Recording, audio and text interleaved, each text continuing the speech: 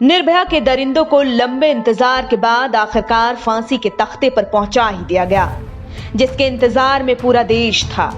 इस फांसी से एक संदेश तो देश को पहुंचा ही कि चाहे देरी हो जाए लेकिन दरिंदगी करने वाले कानून के लंबे हाथ से बच नहीं सकते। न्याय की इसी कड़ी को अगर बरकरार रखा गया तो ऐसी संभावना है कि जल्द ही देश में एक और मामले में दोषी को फांसी के तख्ते पर लटका दिया जाए। जी हाँ, हम बात कर रहे हैं महाराष्ट्र के कोल्हापुर की उन दो सगी बहनों का जिन्होंने अपराध की दुनिया में ऐसे कत्ल को अंजाम दिया जिसे जानने के बाद किसी के भी रोंगटे खड़े हो जाएं। अगर सब कुछ सही रहा तो ऐसा जल्द हो कि आजाद भारत में किसी महिला को फांसी के तख्ते से लटकाया जाए। आइए इन दोनों बहनों की गुनाहों की दास्तां पर गौर कर लेते हैं। पुणे की यरवड़ा जेल, जहां कभी आतंकी अजमल कसाब को कैद किया गया था, वहीं इन दो हत्यारी बहनों को कैद करके रखा गया है। 1, 2 या 3 साल से नहीं बल्कि 23 सालों से इन हत्यारिनों को जेल में बंद किया गया है, जिनके मौत का फरमान तो आ गया है लेकिन इन्हें तख्ते पर चढ़ाना अभी बाकी है। बच्चों को पहले अगवा करना, फिर उनसे अपराध को अंजाम दिलवाना और जब लोग उन मासूमों को पहचानने लगे तो उनकी बड़ी ही क्रूरता से हत्या कर देना। कुछ इस तरह से दोनों बहनें रेणुका और सीमा अपनी मां अंजनाबाई गोवित के साथ मिलकर अपराधों को अंजाम दिया करती थीं। इस पूरी वारदात को अंजाम देने में मुख्य भूमिका दोनों बहनों की मां ही निभाती थी।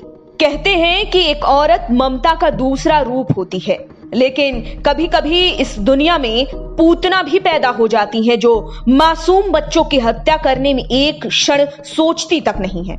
इन दोनों बहनों ने अपनी मां के नेतृत्व में 1-2 बच्चों की नहीं बल्कि अलग अलग उम्र के 42 बच्चों की जान ले ली। मामले के खुलने के बाद और तीनों को दोषी पाए जाने के बाद जब तीनों को जेल भेज दिया गया तो अंजनाबाई गोवित की जेल में 1 साल बाद एक बीमारी की वजह से मौत हो गई। भारतीय दंड संहिता में फांसी की सजा का प्रावधान ऐसे मामलों के लिए है जो रेयरेस्ट ऑफ द रेयर अपराध हो और इन दोनों बहनों के अपराध भी इसी श्रेणी में आते हैं।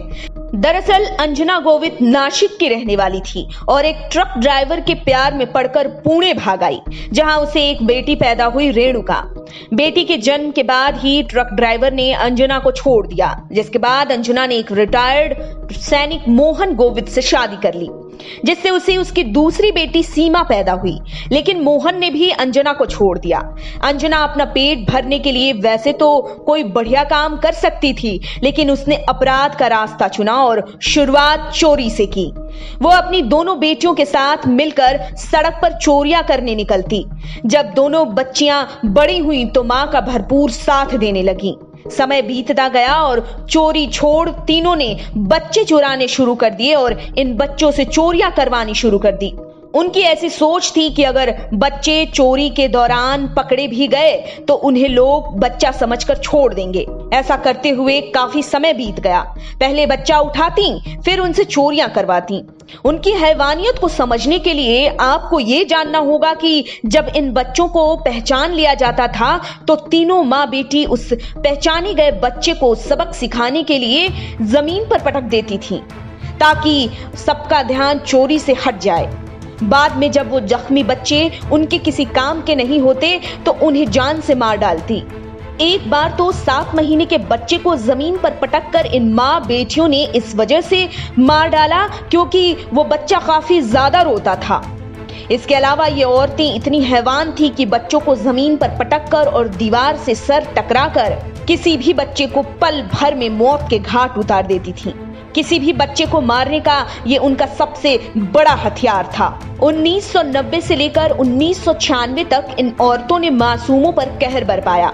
इन 6 साल के दौरान इन औरतों ने 42 बच्चों की हत्या कर डाली। जब इस वारदात का खुलासा हुआ तो महाराष्ट्र के अखबारों की सुर्खियों में इन्हीं हत्यारिनों का जिक्र किया जाने लगा।